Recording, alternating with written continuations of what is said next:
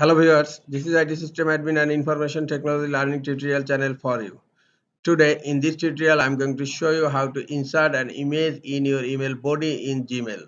Sometimes it becomes very important for you, so don't forget to watch full video. Look like this email, you can insert an image in your email body in Gmail. To insert image in Gmail body, click on Compose and type your sending email address, type your subject, click on your email body area, and then you will find in below insert photo. Click on insert photo.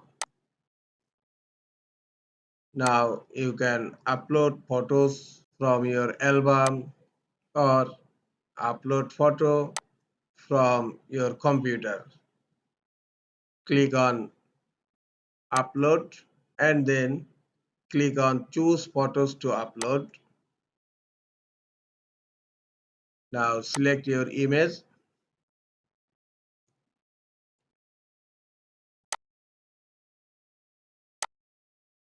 Now click on open.